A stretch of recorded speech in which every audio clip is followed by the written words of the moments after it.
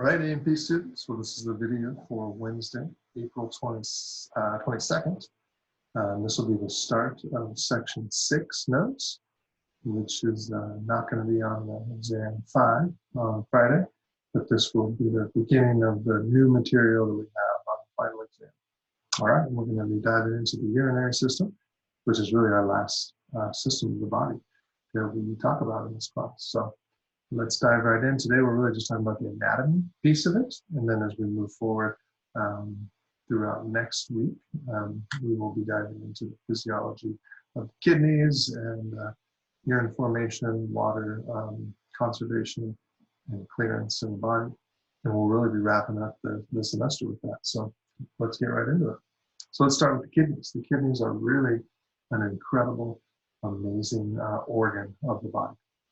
The amount of blood that they filter is absolutely astonishing. Each day, our kidneys filter 50 gallons of blood, meaning that that's how much fluid is taken out of the blood each day.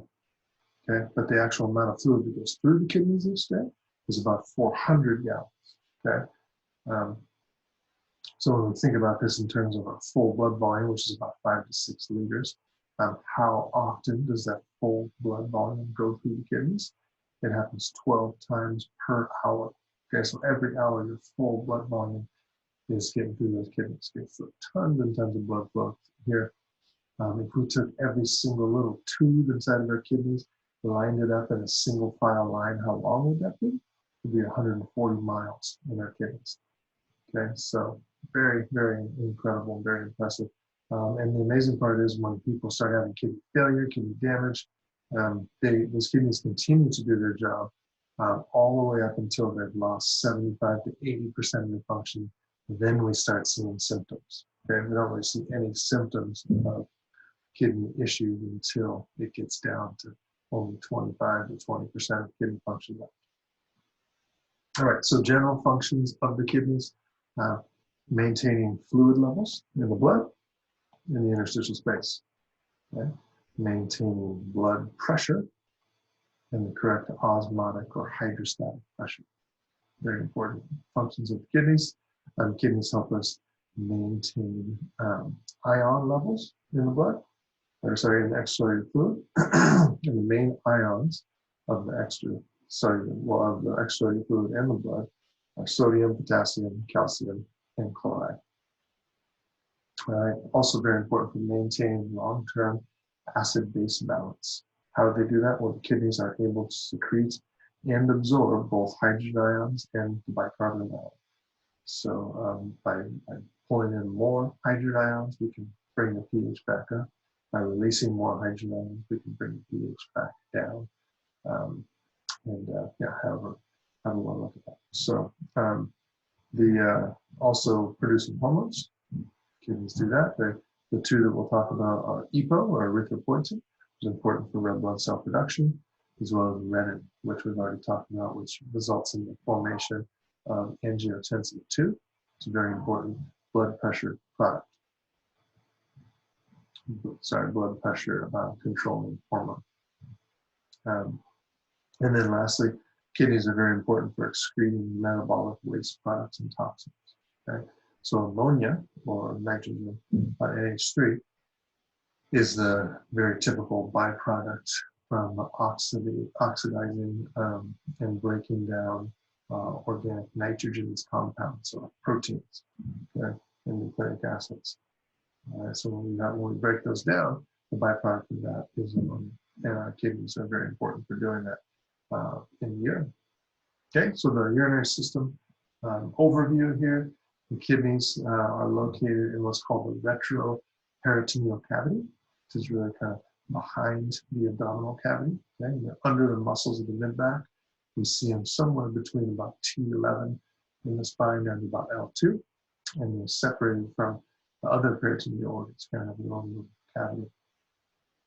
And they're protected definitely by the lower ribs, and their main function is to produce urine.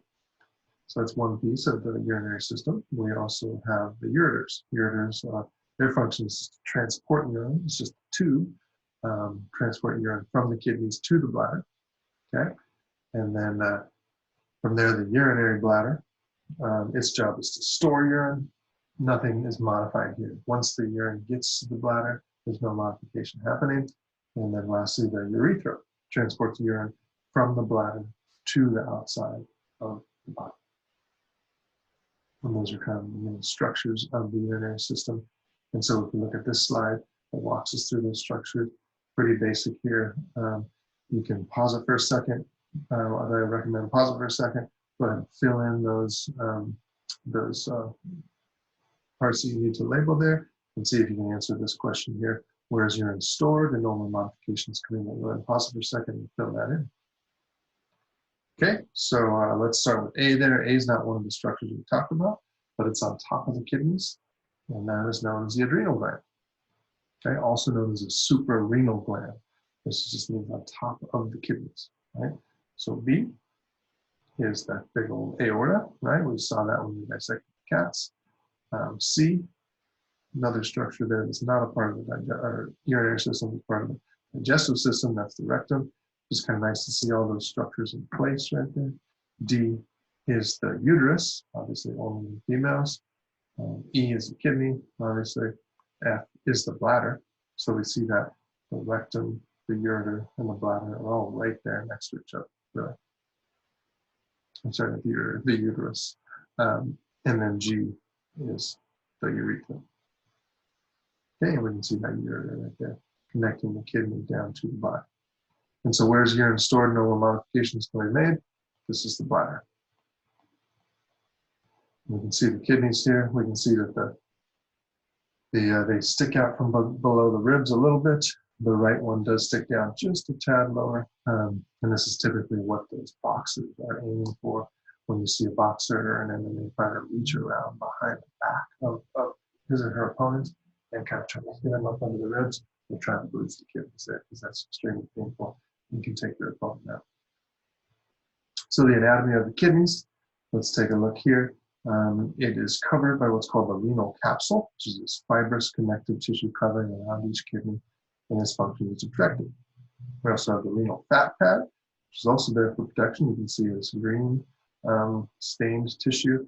There's fat all around the kidneys to help it absorb shock and cushion it.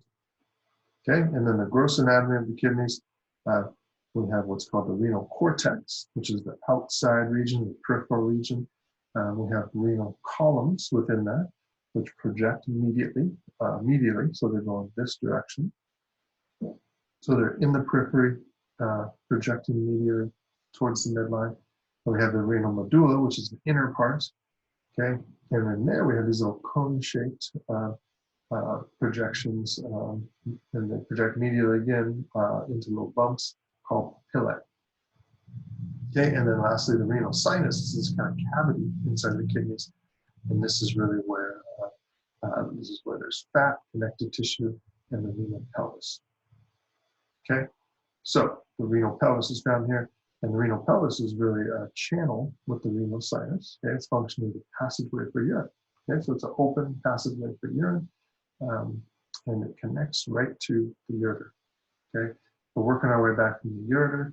We would have to start at the bladder, up to the ureter, up to the renal pelvis, and then up from there we get into what are called major calyces. These are 2 to 3 large funnels. These funnel down into the renal sinus. Okay, and then each of those major calyces are made up of smaller ones called minor calyces. Okay, 8 to 20 of those. These are smaller little funnels funneling the urine down. And the function of all of this is to collect the urine into that renal pelvis so it can connect right into the ureter and head down to the bladder. Okay, and then there's the hilum of the kidney, and the hilum is that indentation on the medial side of the kidney, kind of what gives it that distinct look. There's that little indentation part. When you think of the kidney bean, this is what we typically think of, like that little reddish colored bean with that little notch kind of on one side. And this is where the renal artery enters, where the nerves enter, and where the renal vein and the ureter all enter. Okay, so let's take a look here. So this is that anatomy of the kidney. We see A there. A is that renal hilum that I was just talking about. That's where everything enters and exits the kidney, right there. Okay, a nice indentation. All right, and then we start looking at the layers here. So B is that very outer layer, right? So that's the cortex, right? So you can see that there, okay? Um, and then C is the medulla. So it's this whole region, kind of has a different color, a little bit darker color. You can see it here too, cortex versus medulla. Okay, now we can see these projections. So here's some large projections coming out of the cortex, projecting medially. So we'll get to those ones in a second. And we see these projections in the medulla, little pyramid-shaped structures also projecting medially. Okay, but let's start with D. D is what we will call a major calyx. Right, that major calyx is that large funneling area where the urine is going to funnel in. Okay, E is that part of the medulla that goes in, so it's the papillae or a papilla, multiple ones of papillae. F is the large collecting area where it all collects, known as the renal pelvis. G is going to be one of those smaller calyx, a minor calyx, or there's more of them, minor calyces. And then H is where all of that urine collects down into. That's the ureter. I is these renal pyramid in the renal medulla, okay, which is really this same similar part of this papillae as well as just showing the papillae at the very end of it on the other one. And then J is the renal column. Those are the medial projections in cortex. And then K finally is this protective layer on the outside. That's the fibrous capsule. All right, so you want to be able to know the flow of urine. Where does it start? How does it make its way all the way down to the ureter? And you've got that here. It goes from the cortex to the medulla, minor calyces, major calyces, pelvis, ureter. All right. Oops. That is an extra slide in there. Sorry about that. All right, so the blood vessels of the kidneys here. Lots and lots of blood flow going through the kidneys, so obviously the blood vessel is very important. So the renal artery is a very large artery, branches right off the abdominal aorta. We saw that cat, right? It's very short and it has a large diameter. So what would that mean for resistance? It would be very low resistance, right? So low resistance means increase in blood flow, right? So how much blood flow exactly when we're at rest? 20% of our cardiac output, 1 liter per minute. Okay? But the kidney is only 0.4% of our body weight, but it gets 20% of our blood flow. Okay? Inside the kidneys and inside of all the kidneys, there are many of these little specialized capillary beds, and they're spelled like this, or we pronounce it like this, glomerulus. Okay? So if you're at home and you're not too embarrassed to do this in your own room, say glomerulus, glomerulus. I would make you say that in class. You would get it. So this is a specialized capillary bed, very leaky. Its function is to do that filtration, right? That 40 gallons of blood that are filtered out every day. This is where it gets filtered out, pushes out of those glomerular capillaries. Okay. So then we have two different arterioles, one leading towards that glomerulus and then one allowing blood to exit out of that glomerulus. So the afferent one is getting blood to it.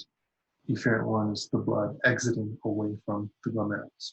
Okay, and then we have two specialized capillary beds deeper in the kidneys called the vasa recta, and then the peritubular capillaries. Okay, the main structure inside the kidneys that includes the glomerulus and these other capillaries we're talking about, as well as all tubular systems that end up dumping into all those major and minor calyces we were just talking about.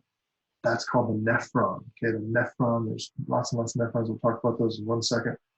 But we have a vasa recta around our longer nephrons, and then we have these peritubular capillaries around the shorter nephrons. And we'll talk about these in a sec. These are important for bringing things back, the things that are dumped out of the tubular system, because the kidneys say, no, we don't want those leaving. We want to bring that stuff back, like glucose and other things the body doesn't want to lose. Those are brought back to the blood through these capillaries. Okay, and then lastly we have the renal vein, which is going to return blood all the way from all the stuff that's coming back from the kidneys back to the general circulation in the vena cava. Okay, so here's what that blood flow system looks like. Okay, so blood is going to enter in this big renal artery here, right? That renal artery is going to split off into a bunch of tiny little arterioles, right? So then when we zoom in on one of these, we're looking at just one of those right there, okay? And so B would be that afferent arteriole, the blood leading into the glomerulus. C is the glomerulus itself. D would be the efferent arteriole, the blood that's exiting that. Okay. And then E would be the paratubular capillaries, or if we're in a different type of nephron, the vasa recta. Okay. And then once it gets through that vasa recta, it's going to go back into a vein, right? Into a little venule. Okay. And then that all dumps back into the renal vein. And then that renal vein can take us back to the inferior vena cavity, back to the general circulation. Okay. Next, we're going to look at the nephrons, okay? And so there's two main types of nephrons, as I mentioned. There's what's known as a cortical nephron, and then a juxtamedullary nephron. Okay, the cortical nephron is the much shorter nephron loop. The glomerulus is further from the cortex-medulla junction. So here's the cortex-medulla junction, right? We can see that glomerulus is way up here. So it's got a lot of distance compared to this one that's right next to that junction. Okay, so this part will be the upper part of the kidney, which is the cortex, right? And then all of this, I'm going to do the big circle there, all of this down here will be the medulla. Right, so we got cortex, medulla. Okay, we're just looking at one of these. These are microscopic structures, these little tubular systems. Okay, so very small. So the juxtamedullary are long nephron loops. Yeah, so these are the ones that use the vasa recta, the long ones. These are the ones that use the paratubular capillary, so different function, okay? So note the two different types of nephrons here. 85% of the nephrons in the kidneys are cortical nephrons, so these guys. And so 85% of those, 15% of these juxtamedullary ones. What are the key differences here that I want you to know? Is the nephron length. Glomerulus closer to the cortex-medulla junction. Okay, and then the vasa recta versus the paratubular capillaries. And we'll talk in a second about really more on next class about functionally what the difference is. Okay, so let's dive into this nephron a little bit, in the anatomy of the nephron. Okay, so the nephron is again the functional unit of the kidney. This is where the filtration of blood happens, and this is where concentration of urine occurs. Okay, so this is the site of exchange between the blood and the urine. Okay, and how many of these do we have in our kidneys? Well, we got about 1.3 million in each kidney, right? So somewhere around 2.6 million total, since we got two kidneys, right? So lots and lots of these little nephrons, okay? So the structure of it includes Bowman's capsule, okay, which is this little capsular structure that's around the glomerulus, okay? It surrounds the glomerulus. Its function is to be the first place that starts that urine production. All that release of urine, or all that formation of urine that starts there in the glomerulus, all that 40 gallons of fluid that comes out, it gets caught by Bowman's capsule, right? And then that leads to the next tubular system, part of the tubular system, which is called the proximal tubule or the proximal convoluted tubule. This is the closest one to Bowman's capsule. Its major function is this is where most of the reabsorption of bringing back of things that we don't want to lose happens. No concentration, no. Just bringing back a lot of fluid and solute. Okay. The loop of Henle is the next part. There's a hairpin turn. It goes down, comes right back up. There's both ascending and descending parts of this, and these are different. They do different things, ascending and descending. Okay. Its main function is a temporary concentration of the filtrate. Why? We'll get into this more when we talk about the physiology of this, but this temporarily sets up a concentration gradient in the interstitial space. Okay, and so continuing here with the nephron structures, after we get past the loop of Henle, we get to what's called the distal convoluted tubule. Its function is it has varied levels of secretion and reabsorption depending on what the body needs. This is where we can kind of fine tune the levels of sodium, potassium, other things. Right around this area is a special structure called the juxtaglomerular apparatus, or the JGA.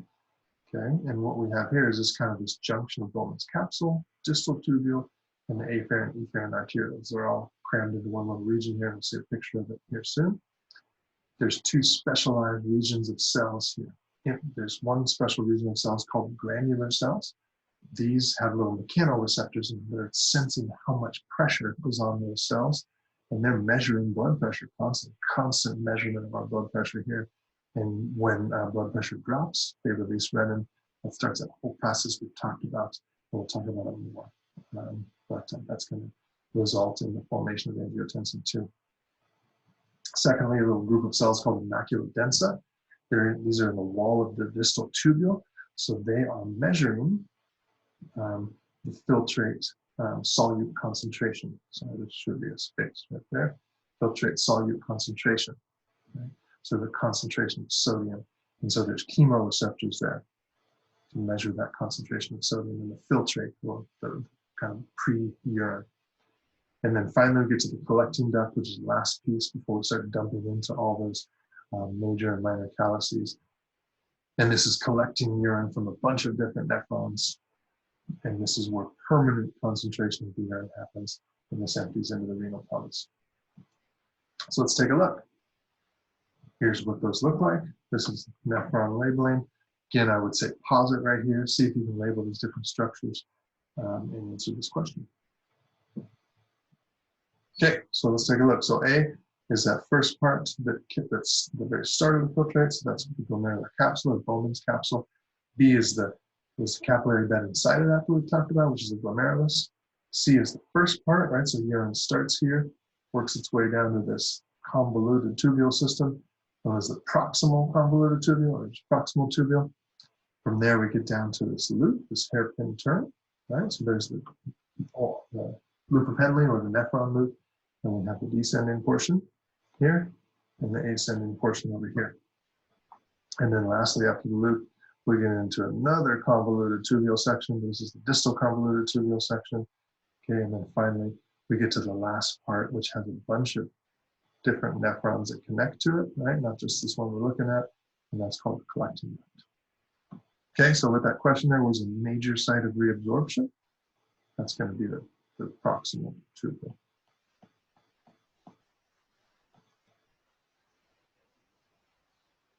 Okay, and just so you know, this is kind of laid out in a simple way to look at it, but it's actually not really how it's laid out. If you want to see the actual layout, go to slide 11 and you'll see it there. Okay, and this is that last piece of the special parts of the nephron that it has. It's known as the JGA, the juxtaglomerular apparatus. Okay. So there's two different regions here. Like I said, there's one region that measures blood pressure, one that measures solute concentration, okay, primarily sodium concentration. So where in the nephron is the macula densa, okay?